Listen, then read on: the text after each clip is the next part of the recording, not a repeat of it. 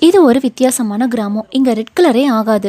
புதுசா ஒரு குட்டி சிகப்பு பூ பூத்தா கூட அத புடுங்கி மண்ணுக்குள்ள புதைச்சிடுவாங்க. காட்டுக்குள்ள ஒரு மான்ஸ்டர் இருக்கிறதாவும், அது எப்ப பாரு ஓன்னு அழும்னும், ரெட் கலர் இருந்தா ஊருக்குள்ள வந்துடும்னும் காலம் காலமா சொல்லிட்டு வர கதை. அதனால கிராமத் தலைவர் மஞ்சள் கலர் கொடி கிராமம் ஃபுல்லா தொங்கவிட்டு, டெய்லி அந்த மான்ஸ்டருக்கு கறி வச்சுட்டு போயிடுறாங்க. யாரும் காட்டுக்குள்ள போகக்கூடாதுன்னு உத்தரவும் போட்டுறாரு. ஒரு நாள் இந்த பொண்ணு கல்யாணம் பண்ணிக்க போறவனுக்கு அடிபட்டுடுது. எல்லாரும் தடுத்தும் கேட்காம மெடிசன் வாங்க கிளம்பிடுறா. காட்டு வழியா போறப்போ மாஸ்டர் அற சவுண்டு கேட்குது. பார்த்தா ரெட் கலர்ல ஒரு மாஸ்டர். பார்த்ததும் ஒரே ஓட்டமா ஓடுறா.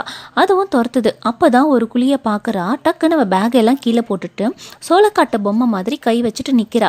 இது கவனிக்காத மாஸ்டர் வேகமா ஓடி வருது.